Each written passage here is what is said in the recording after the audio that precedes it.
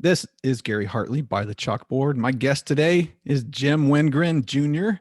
from Ketchikan, Alaska, originally. Friend of mine growing up in high school, and now lives in Washington State. Jim, welcome, and thank you for joining me today. Oh, thanks for having me, Gary. Yeah, man, it's good to talk to you after all these years and Been a catch up while. and see what's been going on and let you share what's Oh, exciting about your life. So, so much the last 32 years. Uh, Quick recap, I guess. yeah, start wherever you So, want to. so graduated in 1988 with you. Um, Almost immediately left Ketchikan and went down to Walla Walla, Washington, and went to Whitman College down there, which is small liberal arts. Started as a math physics major, and I was going to do a 3-2 program with Caltech, and then joined a fraternity, got a girlfriend, things got real, and ended up graduating as an art major with a emphasis on math and physics. So that got me out of college. Then I moved to Denver for a couple years, Denver, Colorado. Was working on a master's in, working on my MBA and my master's in business there. Got tired of living in Colorado because I didn't really know anybody. And a buddy of mine from college lived in Paulsbo, Washington, offered me a interview with the company he worked for. So I actually drove from Denver to Paulsbo in a day and a half, interviewed on a Monday morning, got offered the job, drove 1,500 miles back to Denver, packed everything I owned, and left 4 days later back for Paulsbo. So I drove about 4,500 miles in a week for a job. And then I've pretty much been up in the Pacific Northwest in the North Kitsap, Paulsbo, Suquamish, Port Gamble area for the last 25, 26 years now. I spent some time working for Microsoft, worked with several DoD contractors working on top secret Navy stuff for submarines and aircraft carriers and F-18s and things like that. And about 6 years ago, left all the private stuff behind and the government stuff and moved to private, sort of real government. I'm working for King County now, and I've been doing that for the last 6 years in the IT department. And I love it because I'm not making money for Microsoft investors. I'm not helping to make more bombs and missiles and ICBMs and submarines. I'm doing stuff like pet licensing for people of King County. A COVID chatbot is one thing I recently worked on. A lot of social and justice type things that I'm working on now. Working with the sheriff's department on the youth detention centers. Working on an entire revamp of the kingcounty.gov website. And then there's boring things like I'm also on a project for surface water management, which just bills you for how much rain falls on the impenetrable surfaces of your property. So, yeah, I what I find interesting is that you were an art major with an emphasis in physics. yes. I don't know Yeah. if I've heard that one before. Well, I was a math major, and I'd taken everything they had to offer at K-High with Mr. Hamlin. I I'd gone all the remember. way through. I remember that. He still bugs me about the fact that I got one question wrong on the FAA exam because I was taking flight class with him too. And to this day, 30 years later, he'll still say, Wingren, why did you miss that question? But yeah, I went to college and, calculus was no problem. Algebra was no problem. Advanced algebra was no problem. Then I took linear algebra and abstract algebra at the same time, and my brain kind of melted. I was doing theoretical math, and we stopped using numbers and things like that. And I was just like, nah, not my thing anymore. So I finished with a lot of credits in math and physics, but had been taking art classes and just said, you know what, I'm going to finish off my last year as an art major because I got the credits and I don't have to take any more math. So I was able to go back and take French and racquetball and skiing and art and graduate with kind of an easy senior year. Yeah. That's great. There's always jokes about art majors, trying to Oh, make yeah. a living. So it's good to have something to fall back on, like physics. Well, it's a lot of what I tell kids nowadays, being in the IT field, and I've been I've been doing IT for 25 years now, is that if I see your resume, I don't care what your major is. I don't care what you went to school for. I honestly don't even care what your certifications are. I want to know what your experience is. So, if somebody comes to me and they say, well, I have an A+ certification, I say, great. What have you done? Well, I've got a certification in network engineering. Great, but what have you done? I want to know that you've actually gone out there, used your skills and learned something and can apply real world situations to what's going on here. Yeah. So you also do, do web development and have a certification in that. Certified in web accessibility. So in the last few years, it goes a big thing to do with the Americans with Disabilities Act that started in 1972. And then in 1998, when the internet really started taking off and things got big, they decided, oh, we need to make websites accessible. So they created Section 508 of the Americans with Disabilities Act, and it somehow ended up being owned and operated by the Department of Homeland Security. I don't understand why. And they kind of fell behind and didn't know what they were doing. And the requirements got more and more out of date. So they finally turned to the World Wide Web Consortium, who had a international set of guidelines called the Web Content Accessibility Guidelines. And the US adopted those. And then once they adopted them, all these lawyers discovered like, oh, look, there's all these websites that aren't meeting these. Let's sue them. So there's been this huge rash of accessibility lawsuits against websites over the last several years. And to keep King County from getting in trouble, my boss said, hey, what do you know about accessibility? I said, well, let me find out. So I spent a year getting a certification in it. So now I'm kind of an expert in web accessibility. Okay. I worked as a drafter for an architecture firm for several years doing commercial architecture. And one of the things we always had to be concerned about was handicap accessibility. If you don't know, for wheelchair ramps and bathrooms and different things. But until you had mentioned that about website accessibility for like hearing impaired, I'd never really thought about it. So tell me a little more about that. Does government have to keep their websites to a certain standard for accessibility? Yeah. There's actually 3 levels of standardization. There's level A, which is for commercial. And that basically says things like your website is going to meet certain contrast ratios. You're able to zoom in and out of things. You're able to navigate by keyboard. It will work with a screen reader and things like that.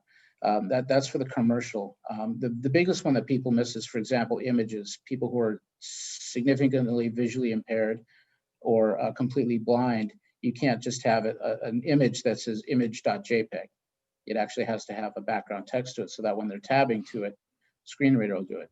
Government has to go a little further. They have to go to what's called a AA minimum. So they have to do things like they have to meet a minimum screen size. They have to be mobile responsive. There's things with videos. Any video has to have either subtitles that can be read for the deafblind, but it has to have subtitles, or it has to have a transcript. It gets into things like flash rate for seizure rates. There's like 80 different requirements in total, and for any government website, you have to meet about 50 of them. So anytime I get handed a website, I know there's at least 50 tests I have to perform on that website before we get certified. Oh, that's really interesting. It's very complex, and only one other guy in King County IT has even started looking into this stuff. So I'm like the go-to guy. I'll be in the middle of a project and I'll get a message from my boss saying, hey, we have another site that's about to go out. We need you to go do an accessibility pass on it. So I'll go and test it and I'll give them a list of things and they're like, oh, okay.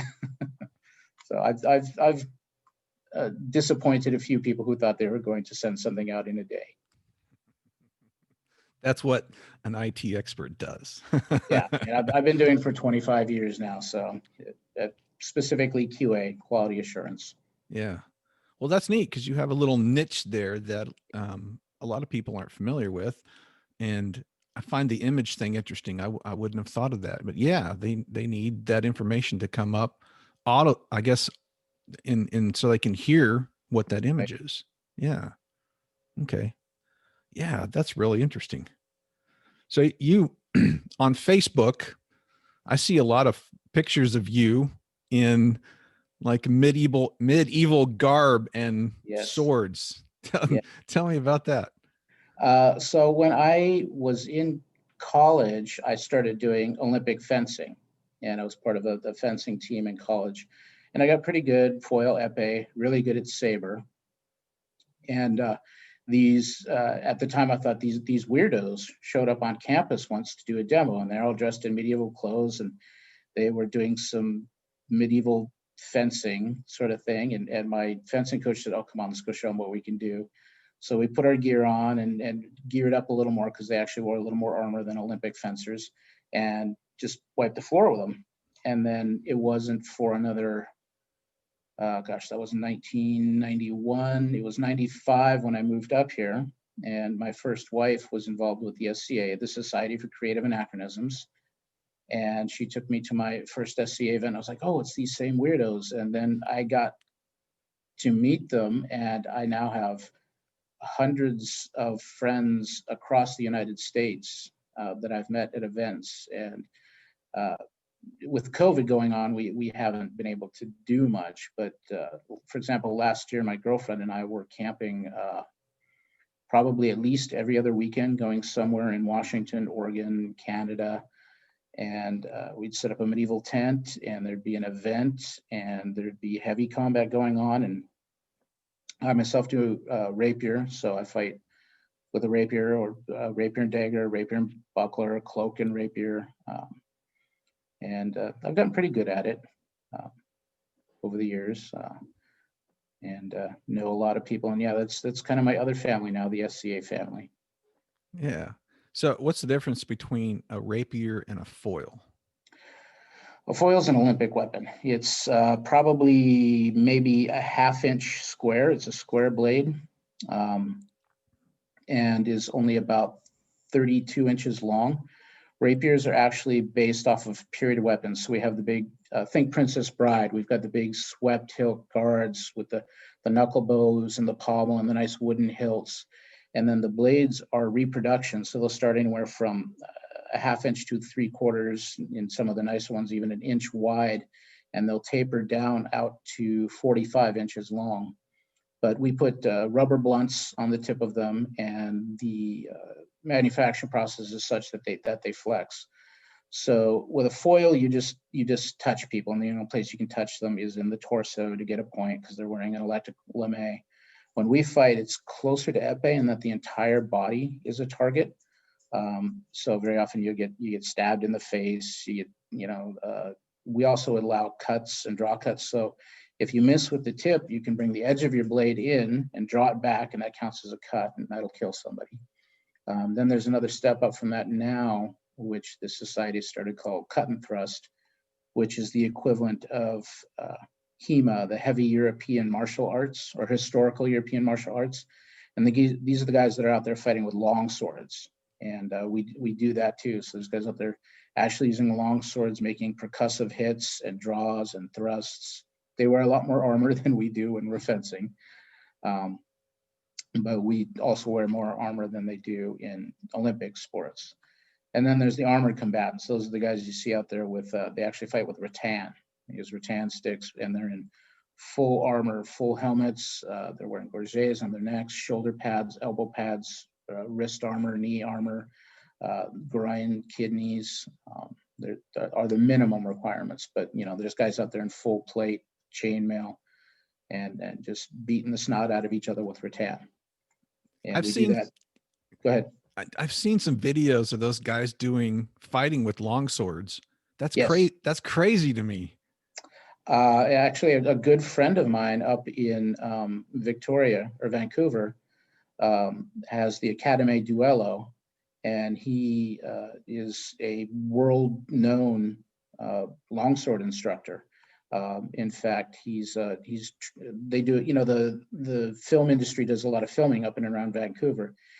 he's taught a number of famous actors have come to his school to learn the basics of longsword, how to fight, how to move it, so that they can go and then be on set. And he's been a consultant on set for movies and TV shows. So yeah, good friend of mine. And we chat every so often. He keeps trying to get me to come up there and spend a weekend at his studio with him and just train. Wow. How serious does it get when you're fighting someone? It depends. So in the society, we have a king and a queen, and they're chosen by combat every 6 months in our particular kingdom. And that's only through heavy combat. So that the heavy combat can get pretty intense at a crown event when they're fighting to be king. About the most intense one we have is once a year, and that's to be kingdom champion. And that can draw, I think the last one we had was like 60 fighters showed up. Although there's a annual demo that happens up in, the event is called Ursulmus, and it's up north. And we can have as many as 100 rapier fighters there for the weekend. And the nice thing is it's all good fun. You know, everybody, we're just fighting to the touch. You know, everybody has to be authorized and calibrated, and everybody's armor is inspected, and everybody's weapon is inspected, and it's all good fun. My opinion is, if you're not having fun, stop playing. Wow. Did you ever get hurt? The worst injury I ever got was I overextended in a lunge and tore a groin muscle. And that was sore for a while. I had tendonitis in my right. I got tendonitis in my right hand, and I couldn't fight for 6 months. So I learned to fight left-handed. So yeah, Which is, I can use the Princess Bride line. You know, right, that's right. the thing to tell you. I'm not I'm not right-handed. I'm not left-handed. So I'm an ambidextrous fighter now. That's cool. Yeah, I was completely going to bring up the Princess Bride Yep. illustration with that. Huh. So I've learned to do that. Man, that's fascinating. It is, yeah. And then there's the whole other side to it. You know, it's not quite LARP. It's not a live action role play, because there's no game, there's no end goal, there's no rules, but we're trying to recreate the period from 600 AD to 1600 AD. So you have what's called a persona. I play a very late persona, French. So my cat's trying to jump in here. A late French persona right around 1600s, right at the cutoff. So I like to wear I wear lace and the big floppy boots and a hat and cloak and carry a rapier around. Whereas my girlfriend is Italian Renaissance.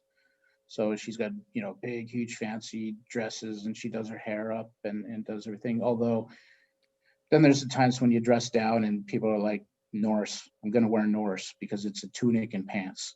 So well, a lot of people like to run around Norse, but there's titles and everything. I'm my technical title in the SCA is Baron Jacques de Normandie, member of the Order of the White Scarf, because I was actually a landed baron. Kitsap County is known as the Barony of Dragon's Lair, and about 20 years ago, my first wife and I were the Baron and Baroness of Dragon's Lair, and that lasted about a year, and then we both burnt out, and we were doing something every weekend and 2 or 3 nights a week, and got burnt out, and we stepped down, and then we separated, and it was totally amicable. And then a few years later, I met my second wife, and that lasted about 14 years. But the nice thing about it was I got a chance to raise 2 stepkids. They were young when I met them, and now they're both the successful adults living on their own, have their own places, have their own jobs, doing well. And I still see them. They still live here in the county. So second marriage didn't work out either, but I got a chance to raise 2 kids, which was I think one of the best things I've done. I always find it positive to look at whatever happens in life and see what good comes out of that. And I really love your attitude in that even though the marriage ended, there was such a benefit to so much of it, including the kids. I got kids, and my first marriage introduced me to the SCA. My second marriage introduced me to new people, and you look at something like that and you can say it can either ruin you or it can change you. There's that old, I don't know if it was from Conan or whatever it's from, but that which doesn't kill you only makes you stronger. It's all how you decide to look at things. I'm not the same person I was when I was in high school. 18 years old, I didn't know who I was. I didn't know what I was going to do. I thought I was going to be a nuclear physicist and do that kind of thing. I actually know some nuclear physicists now, and good for them. And I know some astrophysicists, and I know theoretical physicists, and very, very smart guys. And I'm like, I'm glad I didn't do that. I like what I do in IT.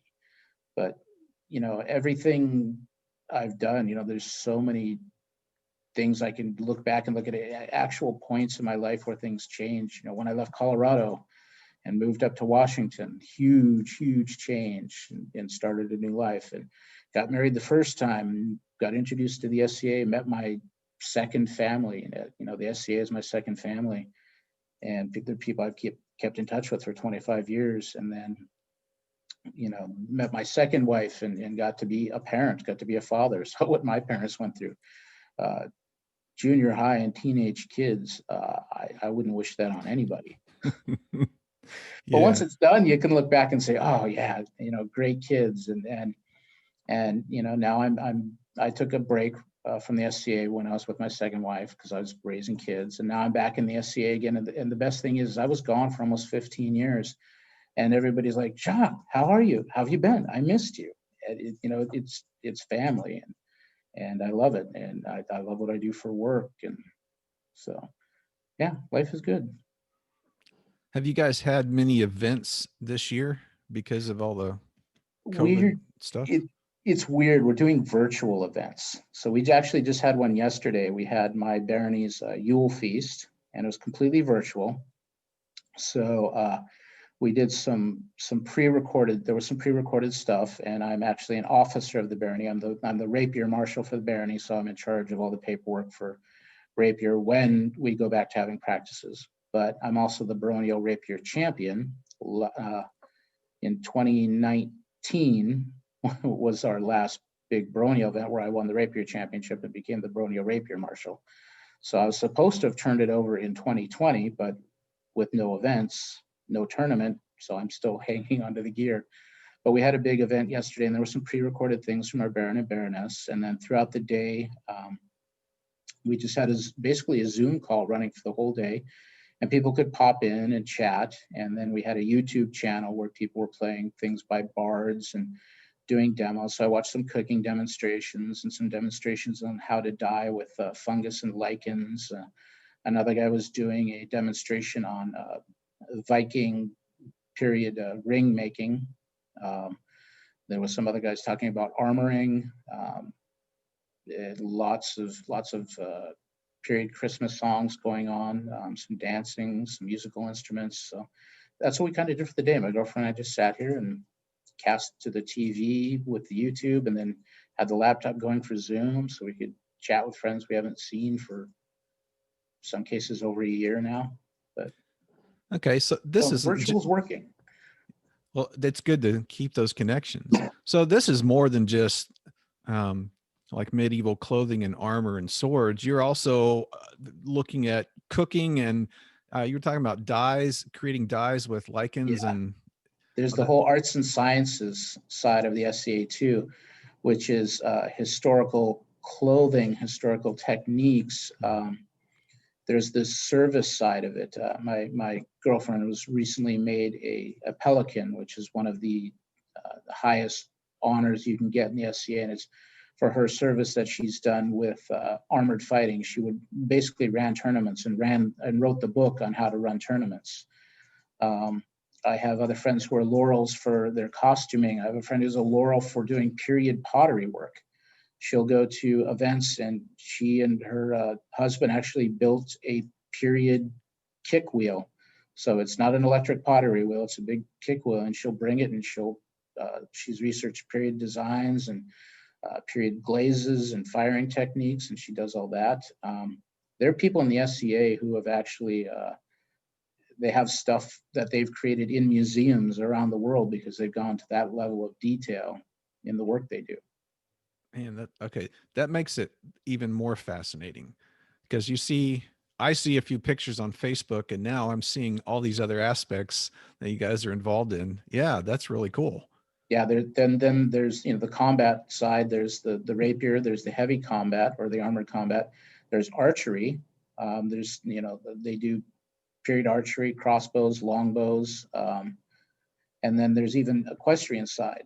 We've just recently started doing jousting and armored equestrian events, but we don't do them the way you see like in Vegas, or the TV show. There was one that was called Fight Night, KNIGHT, and these are guys who are actually wearing real jousting armor, doing real fighting. Our guys will wear full armor and things, but they're jousting with balsa wood lances, so that they're designed to break very easy. There's a lot of things we don't do in the SCA, or a lot of period things we won't do because they work. So like in rapier, we don't allow for blade breakers, which are daggers with extreme quillions, or the blade that has all the notches cut in it. We don't allow things like that because they work. And the last thing we want is for somebody to get hurt. The idea is go out, fight, have fun, and then that evening everybody gets to sit down and have a drink of their choice and sit around a campfire and tell stories and sing songs, and nobody's hurt, nobody's gone, nobody's dead. So it's a huge family and a lot of fun. And then there's my theater family. You did theater in high school, right? I did, yeah. I was a thespian, and did some on stage, did a lot of backstage work with sets and things like that. Kind of didn't get into it in college. And then when I moved up here, that's actually how I met my first wife, was through theater. My roommate that I moved up here with was in a production of The Lion in Winter, and they needed a stage manager. So I came as stage manager, and she was the costume designer. And I kind of got started with, we're now the Port Gamble Theater. At the time, we were the Roving Players. And I started with this little troupe in Kingston, and very quickly got to be one of the core actors there, and then started directing and writing and producing. And now we have taken, about 10 years ago, we took over a theater here in Port Gamble. It was built in 1906. So it's this old Victorian theater, and it's ours now. I'm the master carpenter there, and we've been going for 10 years. We've done about 40 shows, and I think I've been involved in every single one of them, but I think I've acted in 28 of them so far. So I've done probably 70 or 80 roles in the last 25 years. And you're also a master carpenter? Yep. So I build all the sets. A lot of the prop stuff. I think probably the craziest thing I ever built is we did a production of Around the World in 80 Days. And the director, my best friend, had this idea for basically a 8-foot diameter Lazy Susan on the stage that we could use to spin and change sets. So I built an 8-foot diameter Lazy Susan in the middle of the stage that could move in either direction, could be rotated, could be completely spun, could have flats attached to it and props on it. So at one point it was an elephant, it was a boat, it was a train. Yeah, I built some crazy stuff. Yeah, that's really cool. You were talking about cooking. I saw on Facebook recently you'd been making donuts. Yes, so I've started collecting all of my old family's recipes. It started with my dad sent me some of my family's sourdough that I don't know how many, probably 5 generations old sourdough. And it started with me making some sourdough rolls for Thanksgiving, and those were wonderful. And then one of my cousins posted that he had made Banny's donuts, great grandmother Banny O'Gaffney or something. I'm not sure the full name, but they're basically these potato-based donuts. So it starts with mashed potato. There's no yeast in them, so it's not a yeast donut. So when they're done, they end up very thick and dense, like a cake donut. But there's a lot of nutmeg and cinnamon in them. They're so good. So I made those. And then just yesterday, I got my great grandmother's recipe on my grandfather's side, gingerbread. So I made this gingerbread that I haven't had since I was home in high school, so it's something I haven't had in 30 years, and it turned out perfectly. And then I just contacted my aunt this morning, and she sent me the family shortbread recipe. So that's up next. I think all I have left to do is I need to get my mom's recipe for pumpkin rolls and make those. And then I think that will cover all the big youth remembering, all the recipes I remember from growing up. I think I'll finally have all of them and tried all of them by then. Oh, that's great. I have tons of good memories from recipes of my mom growing up, because up there growing up, everything was handmade. I mean, everybody cooked. Yeah, it had to be. There was no dine and dash, no, if you wanted takeout, it was, the pizza mill, or I don't even know if that's still there anymore, but I remember the pizza mill. You could get pizza there, and there were a couple pizza places. I mean, McDonald's didn't even show up until we were 16 or 17 years old. Yeah, I think it was junior high when McDonald's showed up and ruined everything.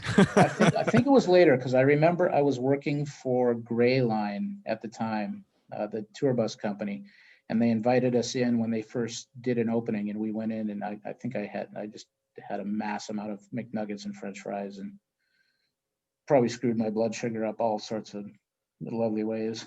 Yeah, the pizza mill is still there. Is it? Wow. It's still there. It's still open. I was there in August. I went up in August to see my Okay. mom. So it's still there. I didn't go in, but yeah, I have great memories of that place. I went up for the 30-year reunion. Yeah, I missed that one. That was fun. I actually ended up being the DJ for the float. Oh, great. Yeah, actually, Clint McLennan, who you interviewed recently, I met with him like a day and a half. I got up there early, and I met with him. I said, I got the music, and he's like, okay, let's go make this work. So I got to hang out with Clint for a day, and he told me about everything he'd been up to, and we got this speaker system rigged on the back of the float, and I got I jacked in my tablet and had all this stuff downloaded, everything from the 80s, and we made it work, and it was great. Man, that's awesome. Yeah, it was a fun weekend. Yeah. So you also post a lot of pictures of you and motorcycles. Yes. Started riding actually, I had a motorcycle on the first day of high school. My dad had got me one, got me a little 125. And I don't know if you remember Tracy Metler. I remember the name. He had that Interceptor 500. And I showed up to school one day with my little 125, my little Suzuki 125, and Tracy pulled up next to me on his Interceptor. And he's like, that looks like fun. Can I try it? And I'm like, sure, go ahead. So, I let Tracy go run around my 125. And then later on, Ray Hendricks borrowed his brother's YT 450 dirt bike and brought that to school one day, and he let me ride it at lunch, and I was doing wheelies up and down College Hill on that bike. But I've been riding ever since. I took a slight break in college, poor college student, no motorcycle. But as soon as I got here, I got another Suzuki 800, which I then traded in on a Ducati Multistrada, which was a big 1200 dual purpose bike. I had that exactly 1 month before I got T-boned, which destroyed the bike and beat me up pretty bad. Actually, before that, I had another Suzuki. I had a Suzuki race bike for a little while. And then after the Ducati, I had a Victory, which was a big cruiser. And I got rid of that when I got married. The second time, no kids. Motorcycling kids don't mix. And then once it was towards the end of the second marriage and the kids moved out, I had an Indian for a while. I had an Indian Scout, the new ones, and I loved that bike. And then my girlfriend and I, her parents ride a lot, and she wanted to do some riding, but she didn't want to be on the back of my Indian Scout because the seat was about that big. It was not made for two up. So I went up to 3 wheels. I now have a Can-Am Spyder RT Limited, which is kind of like a Goldwing with 2 wheels up front. So it's got, a big fairing, it's got a stereo, it's got luggage, it's got heated grips, it's got padded seats, it's got cruise control, it's got reverse. So it's a huge, big rig. I actually had to go get a new motorcycle license just to ride that one. So yeah, that's my ride of choice now, my big 3-wheel rig. Okay. Well, that sounds fun. Yeah, Now, it is. refresh my memory, because you said you had a motorcycle on the first day of high school. Yep. What were the rules back then about, because I know you couldn't get a driver's license till you were 16. Was No. it different for a motorcycle? Yeah, when you were 14, you could have 125 cc's and under. And that's what my bike was a Suzuki GN 125. So, a lot of the old Honda XLs, the XL 125s. I don't know if you remember Terry Miking. Yes. Terry Miking had this little Honda, and it was a 85 cc motorcycle. He had that, and then there was Chris Meyerton, who had a little 70 cc Honda Passport, and that's what I actually learned to ride on when I was like 12. Was on Chris Meyerton's Passport. So yeah, there were a lot of us youngsters running. I remember one time I had, you remember Nick Gucker? Yes. So Nick and I were riding, and he was on the back of my bike, and he didn't have a helmet on, and we got pulled over. And cop comes up to me and he says, I pulled you over. And I'm like, well, yeah, he doesn't have a helmet. Okay, who are you? IDs. He says, oh, Wingren, are you Jim and Connie's son? I'm like, yes, sir. And then he looks at Nick and he goes, Nick Gucker, are you Judge Gucker's son? And he's like, yes, sir. Cop just kind of goes, go home, get another helmet, and don't let me see you out here without it. And he just kind of grumbles and goes off to his car, and we take off.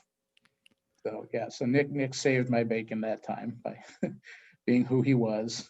It's good to have good friends. Yeah, name recognition in a small town, it doesn't hurt. Yeah, and there everybody knew everybody. Yes. Because you're growing up on an island, and nothing you do is secret. Yeah, I know.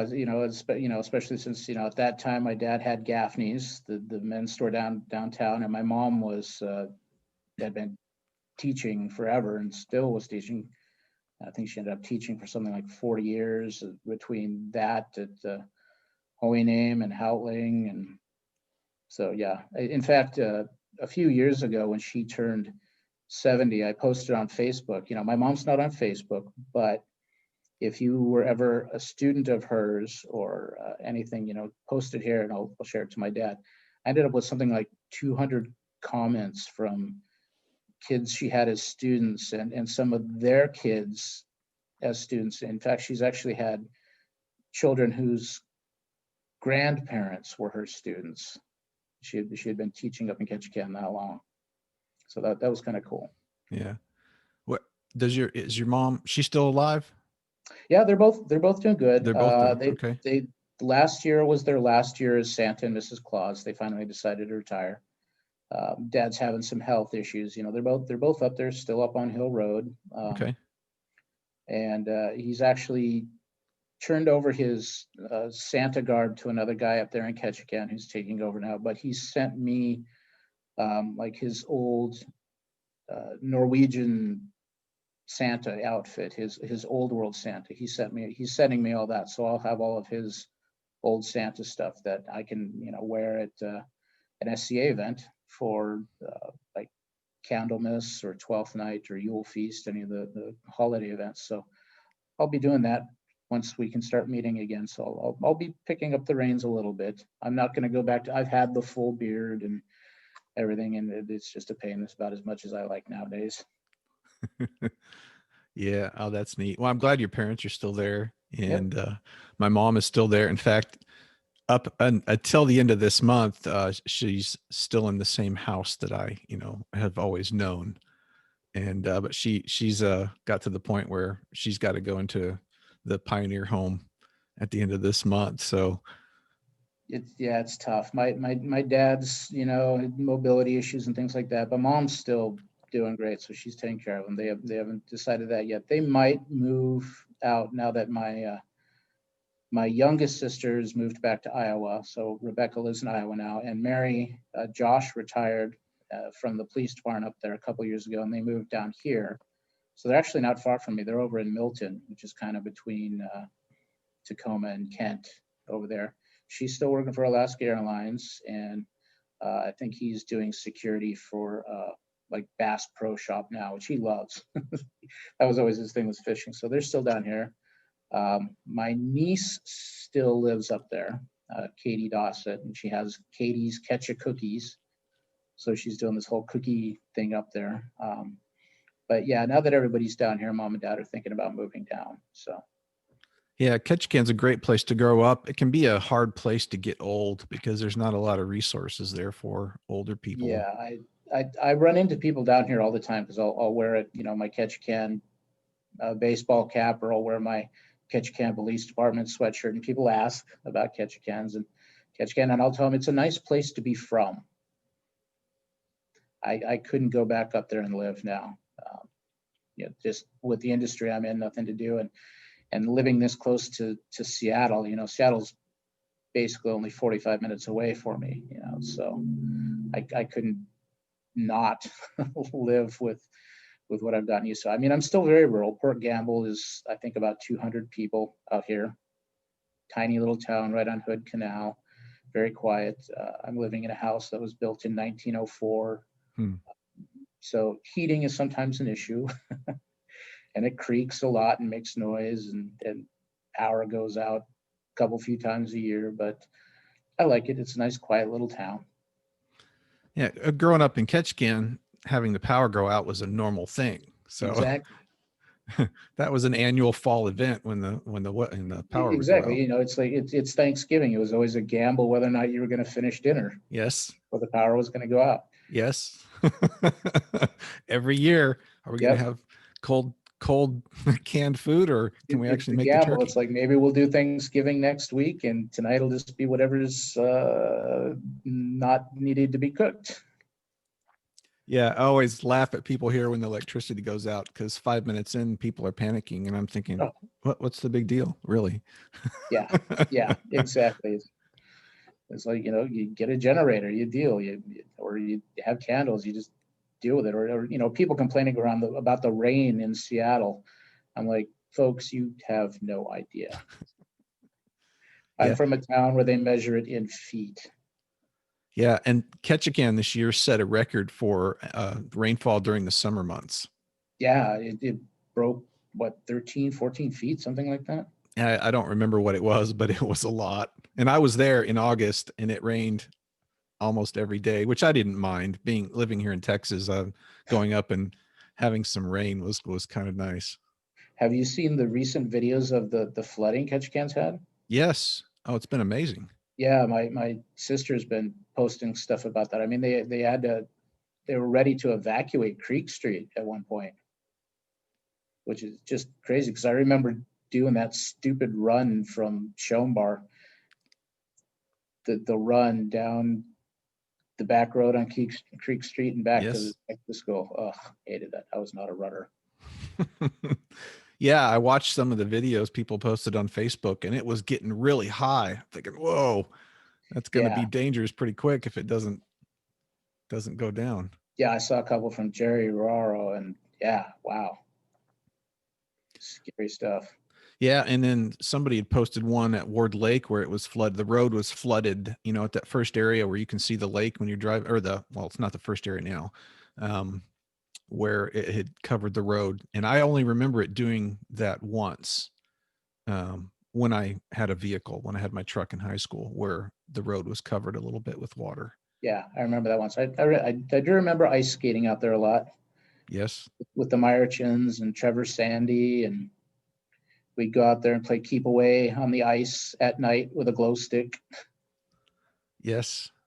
Some of my favorite memories are ice skating at night, when the moon is bright. Yep. And it's cold and calm, and I do miss that. Yep. We used to go up to Carlana Lake, and we'd ice skate up there, and we'd remember ATCs, the 3-wheelers that are now banned. We'd go up there and play Crack the Whip with the Meyerchins ATC on Carolina Lake, back when you had to, crawl over the fence to get up there. I guess now you can actually, go up there and look, and it's no big deal. And I mean, we used to have to climb over the fence to get in there to go swimming or fishing or whatever. I never made it up to that lake. I visited a lot of other places and hiked to a lot of other lakes, but that was one I never made it up to. Yeah, it was just up Canyon Road. Yeah. Yeah. And it was such a free place to grow up because you could explore anywhere you wanted to go. Beaches and the lakes, and I don't know. I think I maybe climbed Deer Mountain 6 or 7 times when I lived there, and then just going out on the boat. You know, I'd hang out with Sean Harbor, and we'd go out on his boat, and if you knew somebody with a plane, you know, you were set. It was really surreal going up there this summer because I went downtown to Tongass, which is the biggest store right there on the dock, Yep. and to get some gifts for my daughters. And I was the only one on the bottom level. There was no one else there. And it was weird in summertime Yep. to be the only one in that store because there were no cruise ships tourists. Yeah. This summer. Yeah. I mean, when I was up there for the reunion, it's funny because it's all jewelry stores now. You know, I mean, I went in and I was just wandering around. It's like some kind of t-shirt shop now. My dad's old store, Gaffney's, and I'm wandering around. They're like, "Can I help you?" And I'm like, "What happened to the elevator?" They're like, "I'm sorry, what?" I said, "The elevator. There used to be an elevator right there that went from the first floor to the second floor where the shoes were." They're like, "Sir, I what do you think you are?" I think they thought I was having some kind of episode. I'm like, no.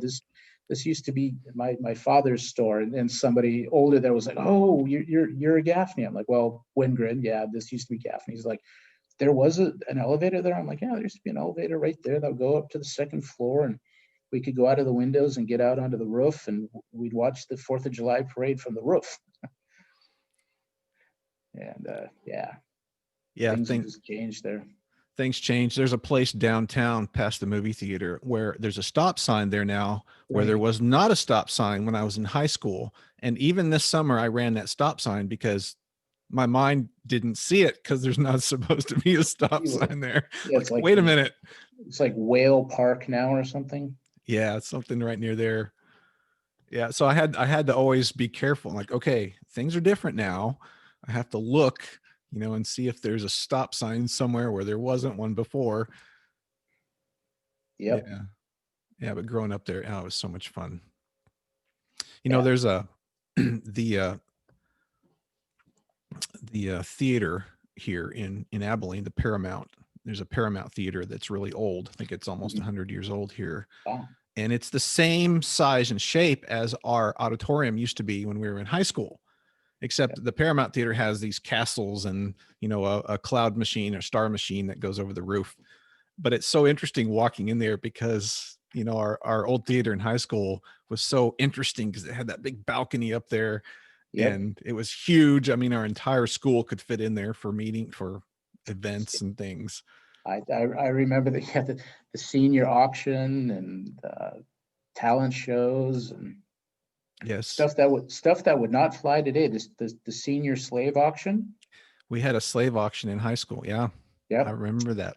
Yeah, I remember because me and 3 other guys, we bought Lori Blankenbeckler for the day. And I got to have her for electronics class, and Mr. Olson said, "I will give you a hall pass if you let me have her." And I was like, "What is she going to do?" He's like, "Oh, she's going to clean the electronics lab."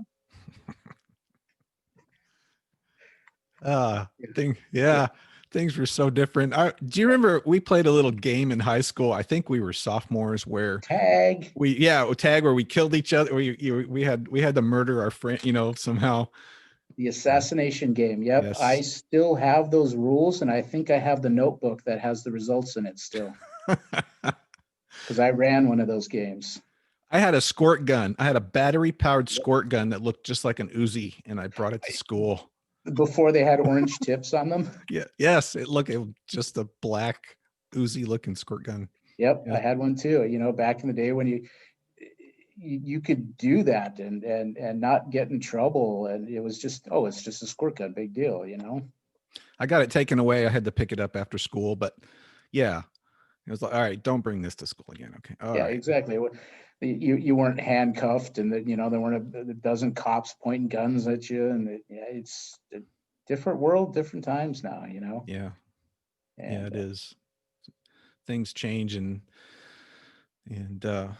and you live in different places, living in Texas, that's a completely different thing. oh, I'll bet.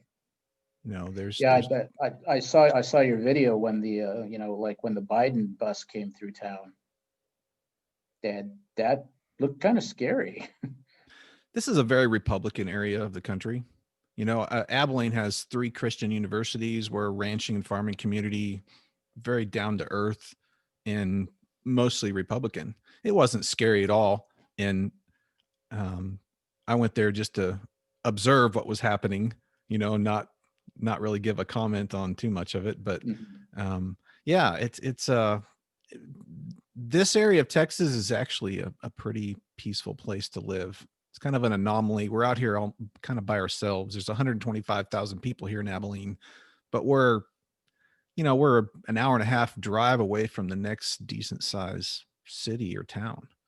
Yeah, I love it when people talk about how big Texas is. They're like, yeah, we have like it's like 1,000 miles across, and I'm like, oh, that's nice. It is, huh?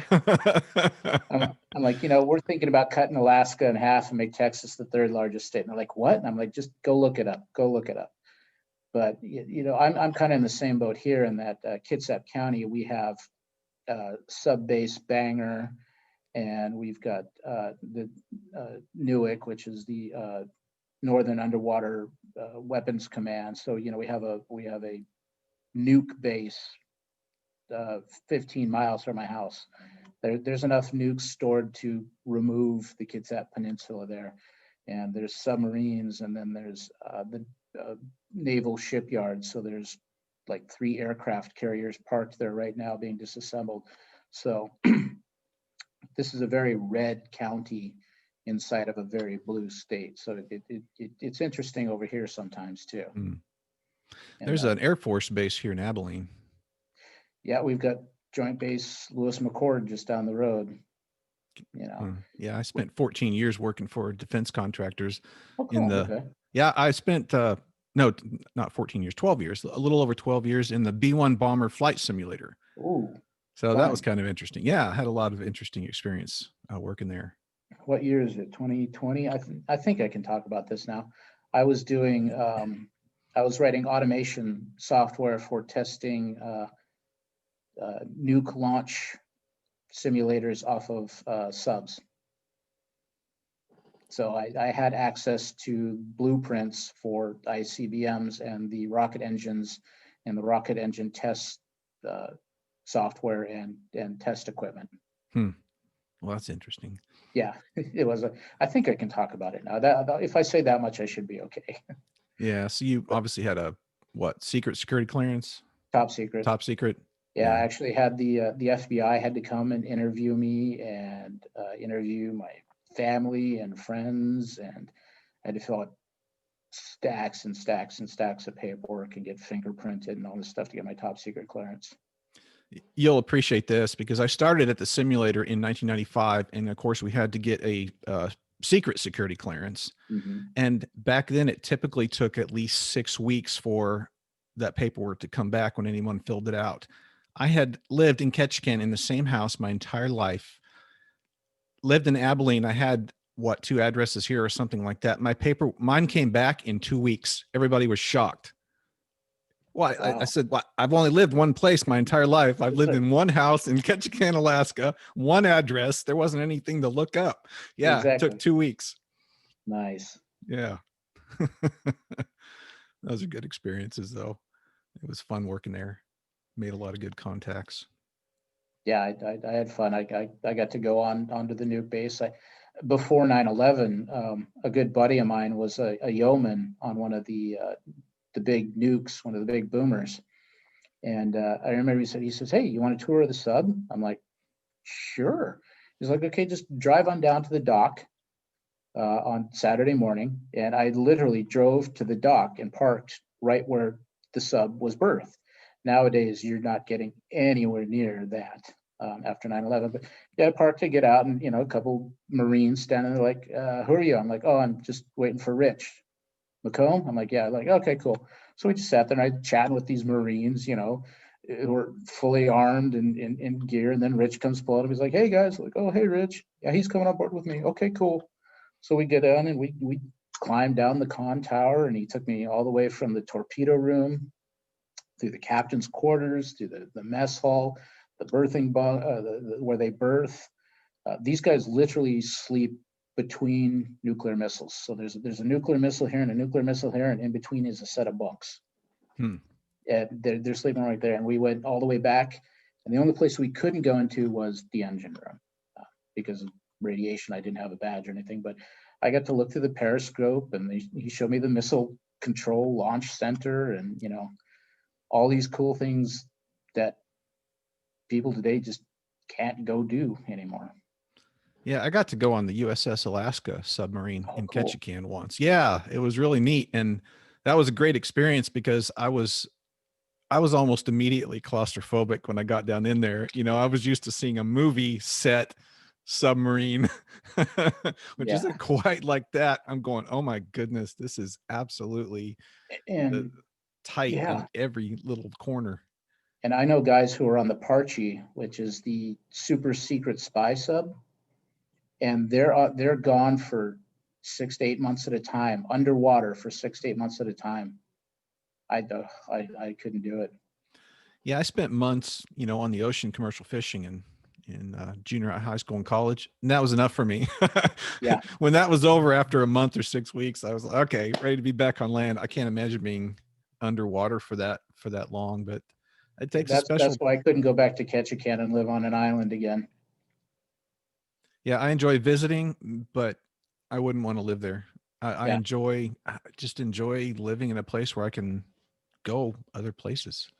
Oh yeah, and you've got nicer weather more more times out of the year too. Yeah, most of the time. Although we're supposed to get some like snow flurries this evening, so it's supposed to be low. It can get really cold here in West Texas. It's 24 degrees tonight, low. It does get cold. I think we hit 38 last night, but it was like 50 something this afternoon. Yeah, it's colder here in West Texas than it is up there where you are in Washington. In Washington. Yeah, well, I'm right along Hood Canal, which is nice. So I kind of get this ocean breeze thing going on that keeps it really cool. It stays about 10 degrees cooler in the summer and about 10 degrees warmer in the winter. So it's pretty even here, which is nice. Because when the roads do get snowed here, we're not real high priority for clearing. Oh, they are here because Texans can't drive when it gets slick. Yeah, I remember I owned a Hummer for a while, and I used to just go cruising up and down the roads. No big deal. 4-wheel drive. I've got a 4-wheel drive pickup now. I do fine. I don't even own chains. I'm like, why would you need chains? Don't you know how to drive? I got to tell you the story. When I was I a freshman? I think I was a freshman. One of the families that I knew down here who lived in Ketchikan for a while, they'd moved here. One of the linemen for the football team was dating their daughter, and they lived about 3/4 of a mile from campus. And we were over at their house on a Saturday. His name was Paul. And that evening it snowed a couple of inches. Paul had a 57 Chevy with a big V8 in it. He was born and raised in Austin, Texas, had never driven in snow. Here's this big, huge lineman, and he's terrified. He's terrified when we have to drive back to campus. And so I'm guiding him on how to drive this 57 Chevy, with a V8 back to campus. And when we got there, there was a big empty parking lot. And I said, pull in right here.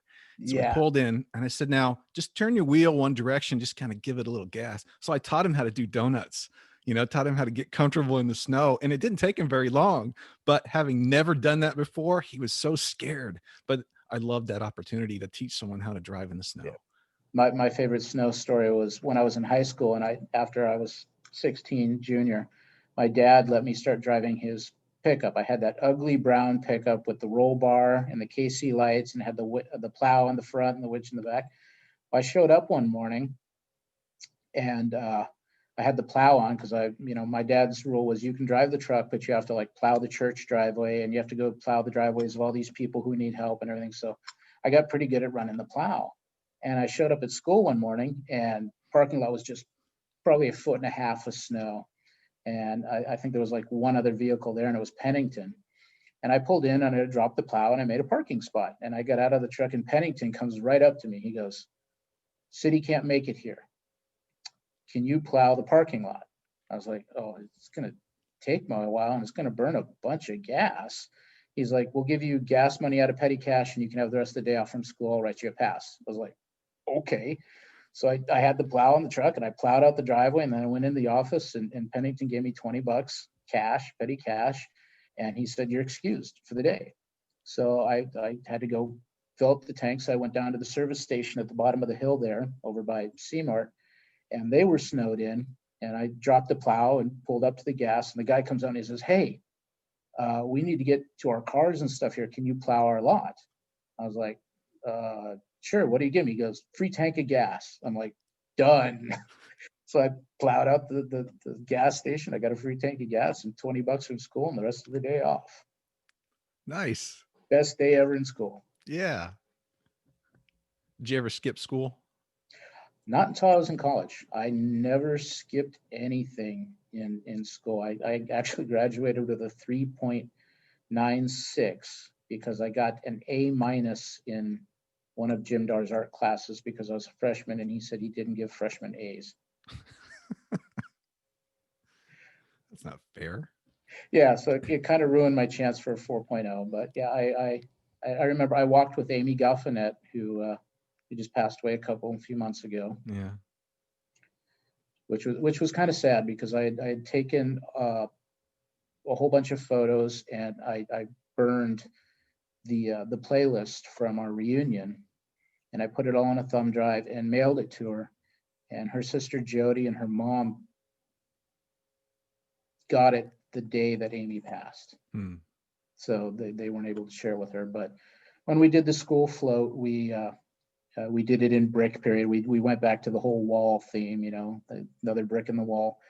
And everybody put their name on it. And then we put the names of everybody from the class who had passed, and we put halos over their names. It's like, Buck Huddle, who Yes. passed like just before we graduated. Yes. We did him. And there was Mike Judge. Yes. And Holly Leo. Holly Leo. Yeah. Yep. So we put all their names on there. And we put halos over their names on the float. So they were all on there. Yeah. I've got good memories of those people. When we did our 8th grade survival trip, Mike Judge and I, we shared a tent. We made our tent together. I was with Rick. His last name started with a B. And Brian Peter Ballantyne. I was with Peter Ballantyne because I remember we had Mr. Stanton. And we told Peter that Mr. Stanton had a 1-pound chocolate bar for whoever could eat the most limpets. and Peter ate like 200 limpets. Oh. And he went to Mr. Ballantyne with all the empty shells. Oh. He said, "Where's my candy?" And Mr. Stanton said, "What?"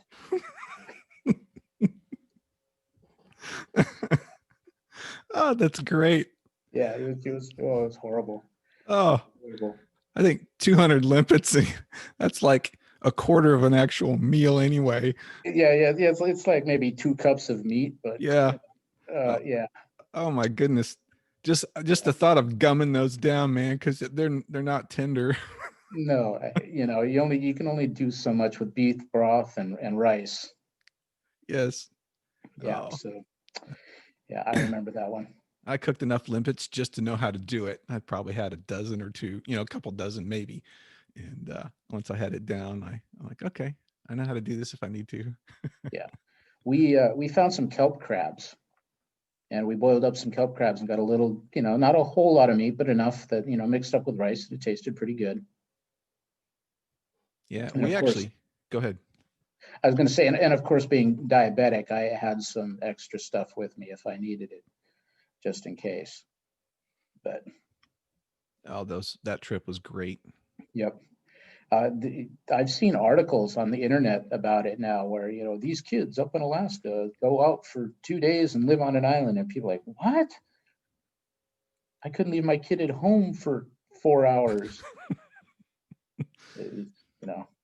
You have to up there because you never know. There's Exactly. the possibility of being out in a boat and the engine quitting or something going wrong. You end up on some random island. You have to know how to survive a little bit.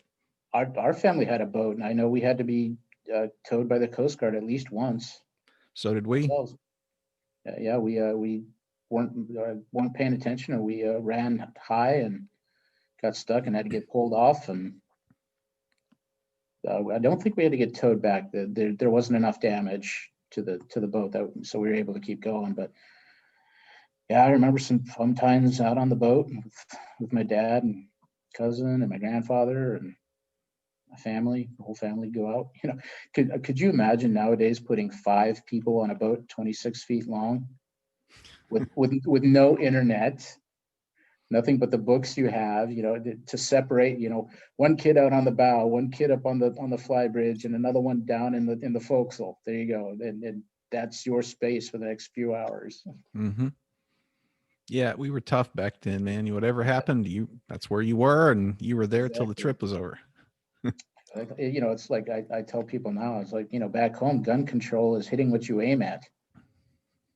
People don't believe that. We used to be able to go to the armory, 8 years old, go to the armory, and for $1, they'd give you a 22 and 50 rounds and say, have fun. Yes, with no parents. No parents, yeah. You could just walk down there. Exactly. I did it. I was 10 or 11, and I walked down with a friend of mine. We're just 2 kids. Paid him $1. Yeah, got a box of 50 rounds. We're there shooting 22s at the armory. Yep, Chris Marchin and I did that all the time. Yeah, I loved it.